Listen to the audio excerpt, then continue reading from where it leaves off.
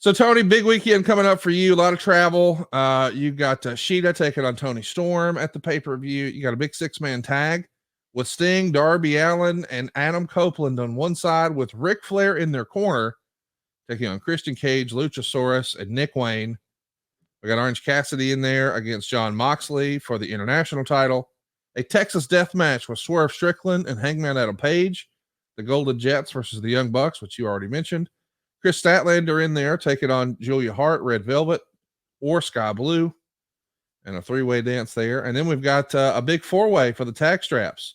Ricky Starks and Big Bill against LFI versus FTR versus the Kings of Black Throne, which is Malachi Black and Brody King. And then in the main event, MJF and Jay White.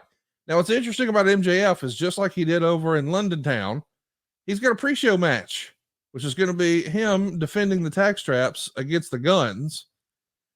This is some good storytelling here, Tony. Like, everybody's concerned with the devil and wants to know what's going on with the devil and what's going on with Adam Cole and what's going on with Roderick Strong and what are we going to do about these tag straps. I'm looking forward to Full Gear, man. This ought to be a good show. A lot of good stories in this.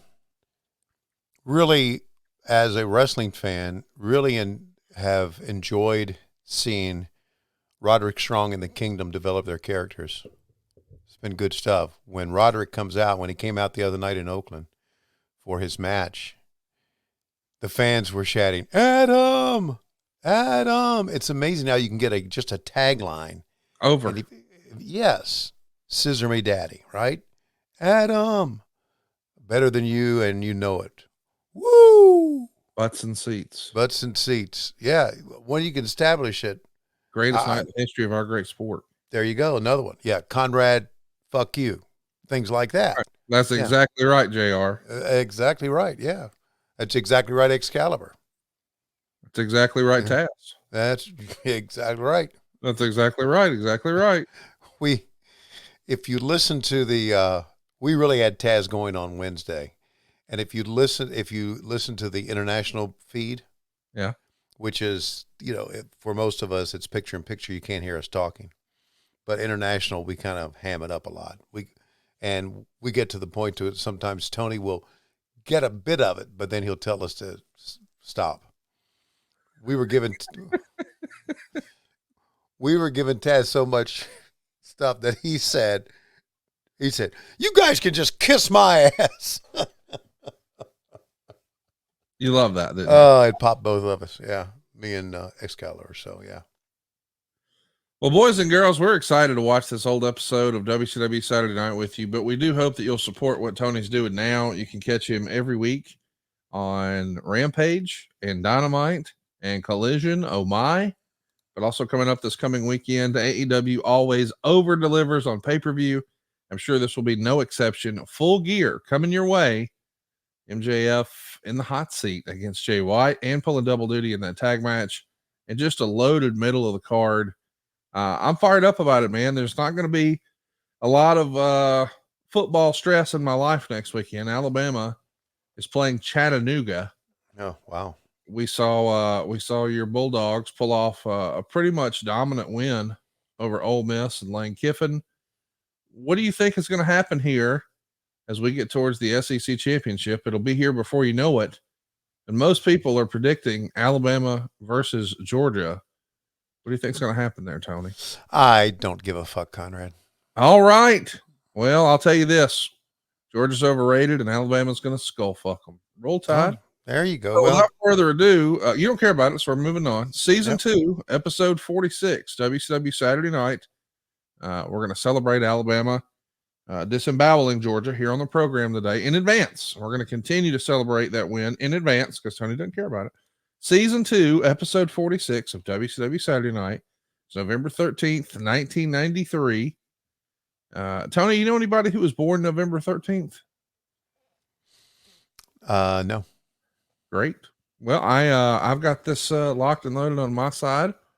Usually you have a special countdown. What are we going to listen to today, Tony? Now we got another special countdown from DJ Turnup. I love that. You ready? I'm ready.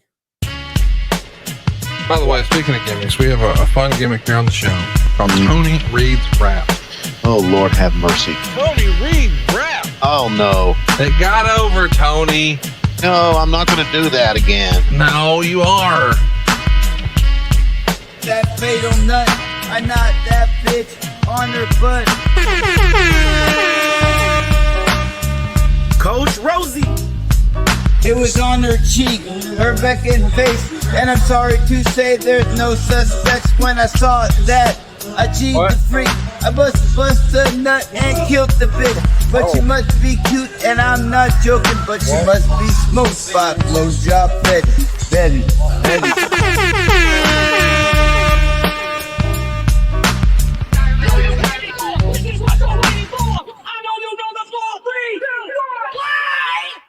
Apparently, we don't preview those anymore. Last Wednesday night at the Clash of Champions, the action was hot and heavy, and championships were on the line. Coming up next, we'll relive some of that night's titanic struggle for the WCW Heavyweight Championship between Vader and Nature Boy Ric Flair. And later in the show, the incongruous tag team of Ric Flair and Sid Vicious challenged that pair of ne'er-do-wells, Vader and Stunning Steve, on this edition of WCW Saturday Night. Have you ever said ne'er-do-well on TV? No, I wonder who wrote that for Mean Gene. I think you should use it on Wednesday. Excalibur would really get excited to hear you say that. This feels like a Saturday Night Live open. The way we've got all this edited together. Yeah.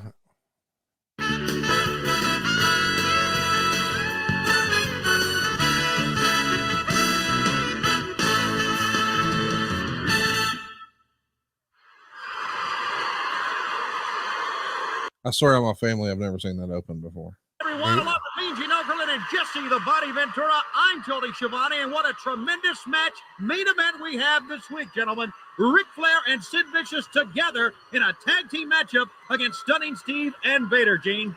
I'll tell you, I'm looking forward to that one, but Jesse the Body Ventura, I got to tell you what a pleasure it is for me to be part of television wrestling's #1 broadcast team. Tony, it's so great to work with you, and Jesse, after a long absence, you and I finally reunited. Well, I feel great, Mean Gene. And I'll tell you why I feel great, Tony Schiavone, because I checked it out in my contract, and I found out there's no stipulation that stops me from broadcasting with two midgets. Hey, give me a break. I tell you, it was a tremendous main event, world title this past Wednesday, Clash of the Champions, Vader and Ric Flair. You should call your lawyer. Here's what happened right here on TBS just a couple of days ago. So we saw there, as we're watching a clip now from the prior clash, Jesse doesn't have a microphone, but you've got the purple and yellow that I guess are iconic colors for WCW. Right.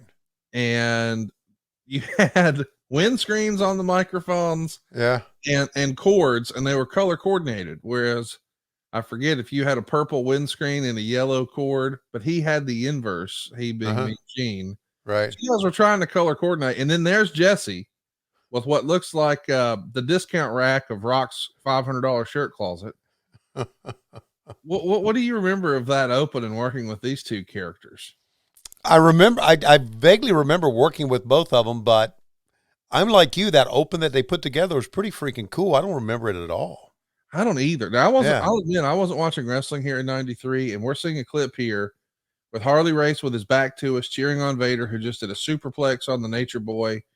And we've got our referee starting to wake up here across the way.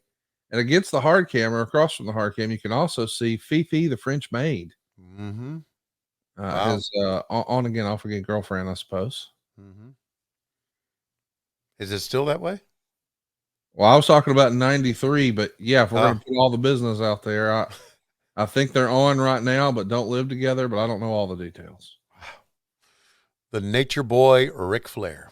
Hey, as long as he's happy and she's happy, roll tide.